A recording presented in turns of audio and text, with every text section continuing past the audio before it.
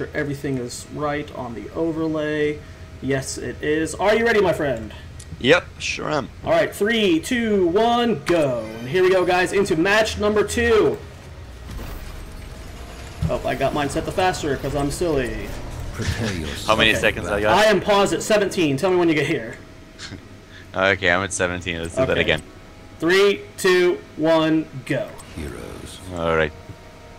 Alright, we got Team Wildfire here. On the left, we already broke down their heroes, but let's just do it again. We got Vala, Uther, Tychus, Diablo, and Tyrael. Seconds. And on the right side, we do have Team Dissent with Kerrigan, 5, Tassadar. 4, We have Stitches, Brightwing, and rounding out the team, it is Falstad.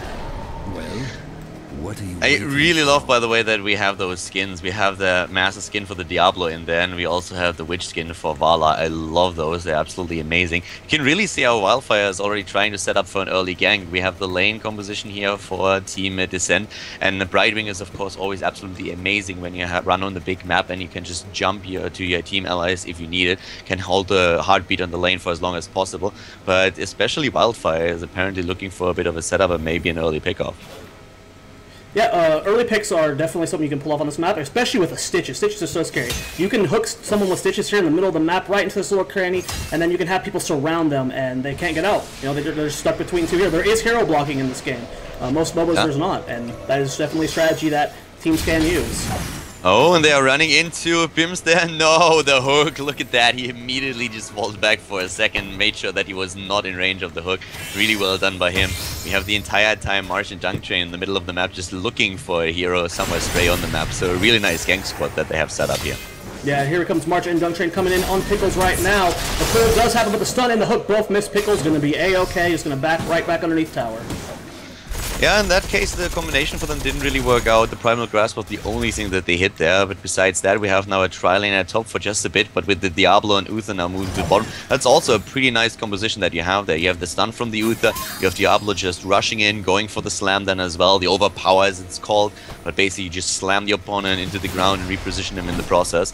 And that's a pretty nice setup that we have there for both teams. They are both looking for that kill and not finding it just yet. I'm really curious to see who's going to be the first one to draw first blood. You know, you have to play very timid against just a Kerrigan alone. But a Kerrigan and Stitches, you have to be aware that at any moment they can show up in your lane. That's what's happening right now. Here comes Kerrigan and Stitches. They get the pull on through. The Storm does go down, but healed up by Uther, not really taking that much damage. So hard to kill a Diablo early game. You have to beat on him for a long time. I really love how currently Wildfire is avoiding those hooks of Dunk Train. Every single time you think like one of the hooks might hit, they just move back in a second and juke him out. They do a really good job with that, I like that. But even the healing ward from Furious D now, making sure that the entire team is being healed up. So I really like how they are currently playing both teams very, very cautious with this. I mean, this is the first game that they play in the league, so very important for them to get that early victory here. And a very, very cautious game but with all of them. Still roaming with the gank squads, but especially the heroes on lane play this very, very slow.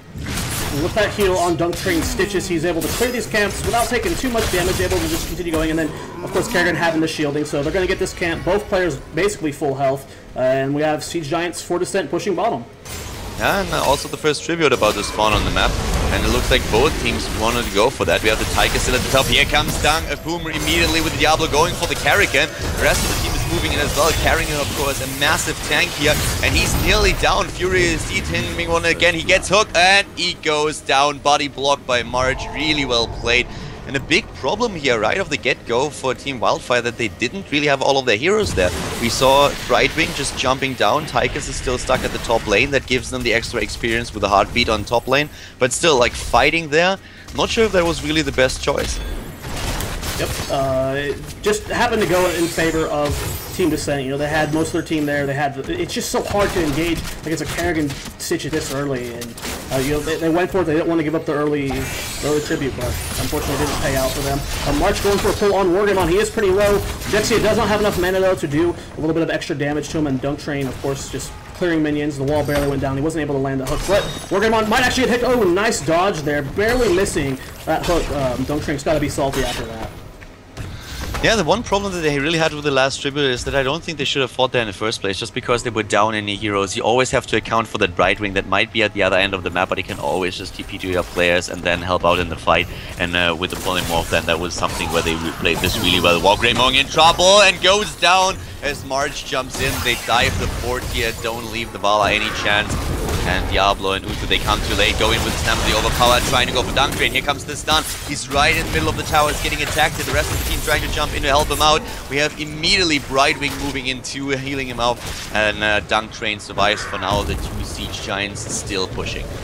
You know, really good use of the body block from Team Wildfire, forcing Dunk Train to run all the way around to the other side of the fort, you know, just making him take a little bit of extra damage. They weren't able to secure the kill, but, you know, good use of the resources they have. And we do have the tribute spawning top lane. Furious D is actually a little bit low. He's going to end up having to use his phase shift, going to survive for now. Here comes the rest of Team Dissent.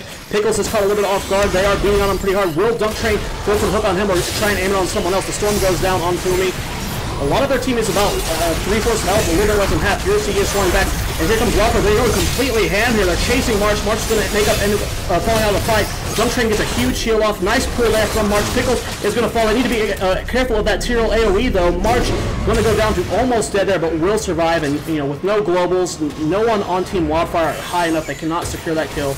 Another kill going to go to Team Dissent, and they get the tribute. Greymon was hooked there again by Stitches in the end.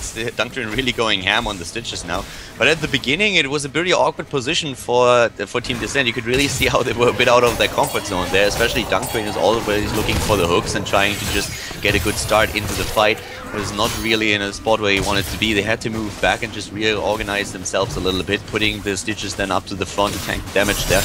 And in the end they get the tribute, and that currently puts the tribute count 2-0. So we have 2 tributes for Team Dissent, and with another one they will put the curse on. They also hit their 10s, and with the 10s now we are suddenly in a position where they can really start to push. That's usually what you want to do. Once you hit the 10, you go for the pushing power, and oh, the shock and awe at the top. Very well played, exactly what we've been talking about. Once you hit the 10, you try to make use of it. Yep, we do see a 4-level lead, or 4-kill lead right now for Dissent. They still have level 10, and there we go, finally seeing Wildfire hitting that level 10. They do have access to their heroics now. We have Knights pushing mid.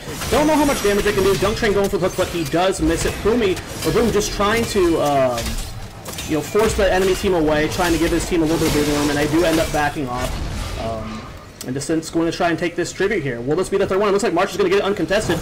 Curse onto, oh, the hook!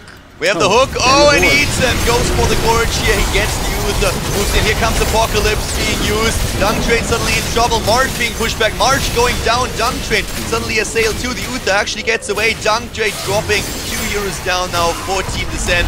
Wildfire in hot pursuit, trying to catch the false stat as well. But Oxygen gets away. Not so Tacita though.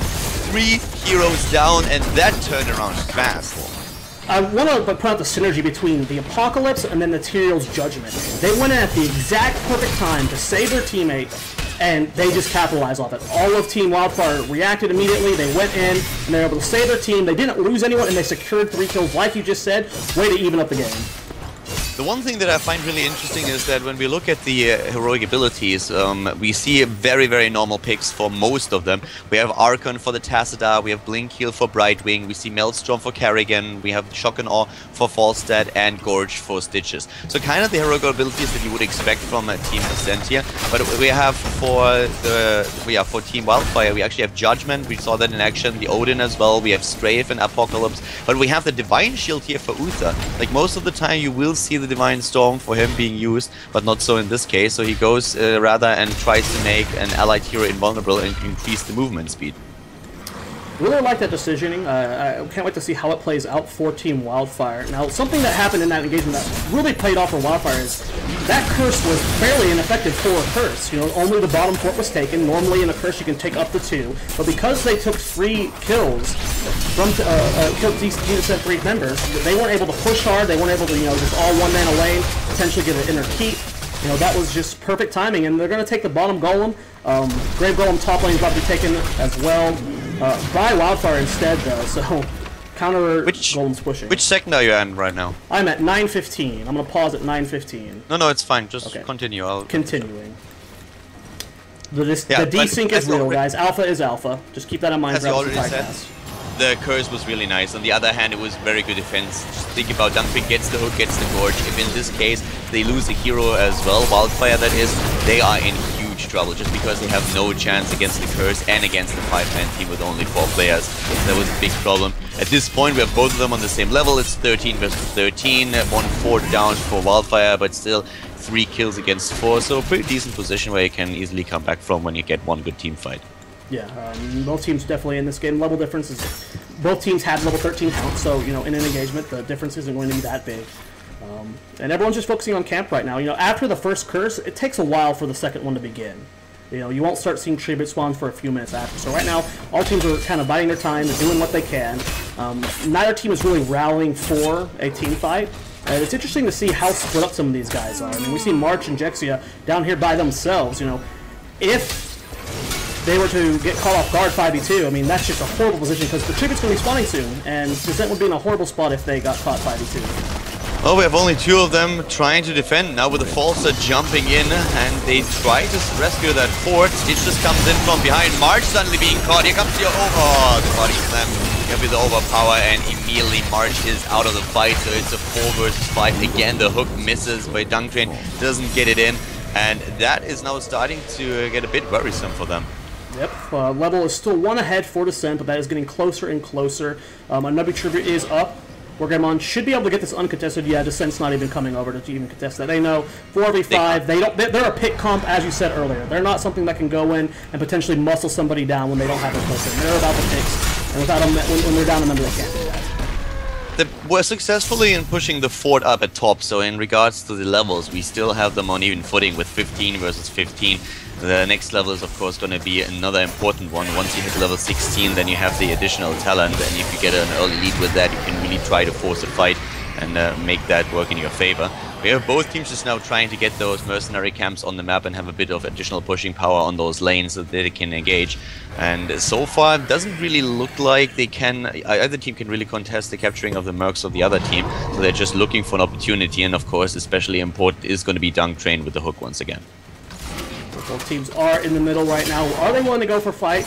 You know, it would make sense for dISSENt to kind of just play the edges. They are level 16 right now, so they do have an advantage, which we talked about in the last cast, and you just mentioned level 16 talents have a bigger impact on the game than most other talents. You seem to be something that can, you know, once all 5 members have it, it can be a little bit game-changing. We do see the tribute is up here. Very narrow fight corner, and let's see how this is going to go. Uh-oh, that's the perfect setup for a hook, and if we get that, no, he misses the hook for now. We have 15 only for Team Wildfire. Here comes Furious D using the phase shift. We have the 16s ready. Shock and Awe not being used just yet. He can't use it with the overdrive though. And here it is. Hits everybody. Great Shock and Awe, but the Apocalypse hits as well. And the first hero to fall is Vala. Vala being dropped. Tigers a second later. Somehow March survives for now, and it's a full wipe. Amazing move there by teams, and the only hero they lost was Jexia on the right wing. But oh boy, those ultimates, especially the Shock and Awe with the overdrive, that hurt. Jexia was almost about to live too. She was dead the entire fight. She somehow managed to keep herself alive while keeping her team alive. That was a great team fight for Team dISSENt. They're up 9 kills to 5 now. They're going to get the tribute. It's not a cursed tribute, so they will have to manually push the force themselves. They won't have the minions pushing super hard, but a huge win there for dISSENt. They're probably going to take this middle fort here. Yeah, I mean, not only did we have... it was absolutely amazing. We had the Shock and Awe, all the abilities moving in, and that was just so well timed there. You could really see that Diablo was doing a good job with the Apocalypse, especially in such a close space that we had there, but that was just not enough. I mean, you have Vala, very low TPS. She was the first one to die suddenly, sorry, very low hit points. Suddenly you have one of the DPS factors removed from the game. The Tigers, I think, fell second, so the only one who could withstand that for a bit longer was Diablo with the huge hit point pool that he had there. But in the end, just a complete wipe, and that's of course great for dISSENt now. They have all the pushing power that they would love to. We have 9 kills versus 5, they still have a level lead, and they can start to really push this in if they want to. Especially if they take the rest of the camps that are now about to spawn. We have one easy up already to the right side, but it looks like they are looking for the golem. They want to have a golem fight, and yep, there's the golem already, or the boss, and is Wildfire moving in and getting that. There's also a tribute right next to it now. Well, that's a perfect time for that tribute to spawn right there. Really, Really weird timing. Dunk Train gonna try and go for the picks. He does have that fishing hook, so the hook pull range is so big. He does not want to hit that Tyrael though. He wants to go for someone squisher, the ball or the Tychus. If he can grab that Tychus and his team can burst him down before the Odin goes off, that would be huge. He gets the hook on the Tychus, big play. Dunk Train's gonna eat him, he's gonna sprint out. The team is trying to make it there. President goes down onto the ball side. Oxygen just gets wrecked immediately. Apocalypse goes down, big sun on the entire team. This looks like it's going in favor of Wildfire. Furious about to go down, does get the phase shift. Odin is back into this corner with Wargreymon. They do secure the kill, and it looks like it's going to be a 2-for-0. I mean, that was the perfect pick from dISSENt, but that was Wildfire great, reacted, yeah. man. I mean, you always think about, okay, it's the Stitches who really tries to go for the reposition, but once Stitches moves back, you don't have a tank at the front anymore. So what happens there is Dunk Train gets a great hook on the Tychus, an absolutely amazing one, but then he moves back and suddenly it's like Oxygen who's a bit out of position because he's too much at the front line.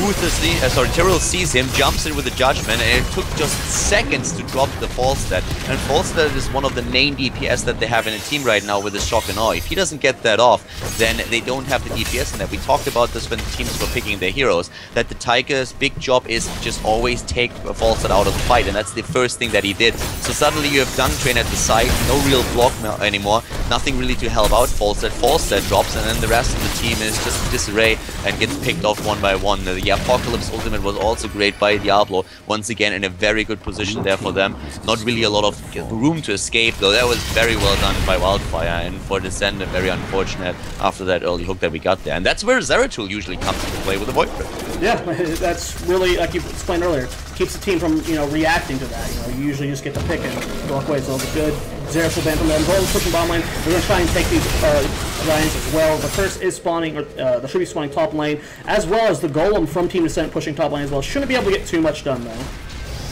Yeah, and the one thing that you can really see is that the entire build that we have for the Stitches for Dunk Train is just centered around getting those pickups. He's not going for the slam build. Here we have him with the fishing hook, with the sprint, he has the gorge, he has also like a tenderizer to slow down the movement speed, and all these things just work well for that, but they didn't really get that position just yet that they want. Maybe now with a good hook, and oh, that hook!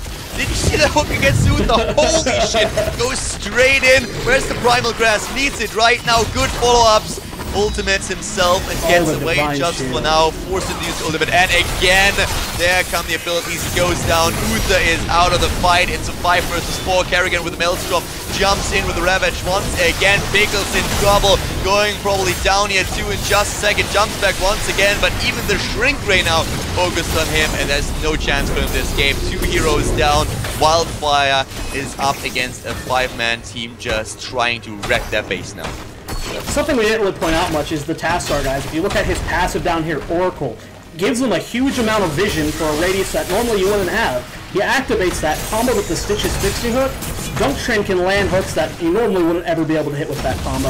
Able to get that hook on that Uther, able to secure the kills. The kills are now 11-7, 4 in lead of Team dISSENt. They're pushing middle fort now. Do you know what the tribute count is right now? I can check. Tribute count is 2-2. How do you check normally? You go into the vision of a player. Okay. Thank you. And you can do that with the number keys. Yeah. And then you press E to get back into the way. Okay, so there, everyone, you can see the tributes in the bottom right-hand corner. It's 2-2.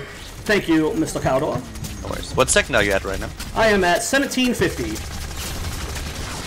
Okay. Okay, so we do see that Giants are going to be taken by both teams. Dunk Train just going to try and push out bottom lane a little bit. They're trying to get both map control a little bit. As it comes to forts right now, dISSENt has the only outer fort left. Yeah. I mean, the biggest thing right now is that we have the 20 against the 19. That's one of the reasons why they moved back. They said, like, okay, pushing in right now would be overextending for us. We already did the damage. We're close to 20. We have an experience lead here. If we get the 20 before they do, will be golden, and they have the 20, and there's this oh so important tribute. That's the third one. Whoever takes this will put a curse on the opponent's team, and we have the 20s already done for Dunk Train and his team, for Team dISSENt, and that's a big problem here. Dunk Train is moving in with the Stitches, getting shielded by Tassadar here, gets the hook against the Tychus, and oh my, oh shit, everybody, you gotta be kidding me, that's so much damage right there. Apocalypse goes off as well, first 2 heroes down for Team Wildfire. Dunk Train gorgeous 4 heroes. You gotta be kidding me. That is ton of damage. They comboed it perfectly. They were able to destroy 3 members, only 2 left, Diablo and Uther, with the curse as well. This is going to be a tough hold. Oh man, the plays. Dude, that's 4,800 damage right away. 1,200 damage by hero with a 20. That was crazy. Gets every single one, just runs in with a sprint and says like, hello boys, and eats one after another. Oxygen just missing that shock and awe. You can really see how he was trying to set that up so that it hits once that the heroes are off. He missed that by a second, but it doesn't even matter. It's 5 versus 3 and there goes the Chorus right. Now, for those who are new to Heroes, the level 20 talent for Gorge allows you to consume more than one person during its duration of the first person. And that's what Gallo was mentioning earlier. That level 20 difference can be game-changing. The level 20 versus 19 can be how most teams secure a win. It was well played, good timing there from Team dISSENt, and they take the win.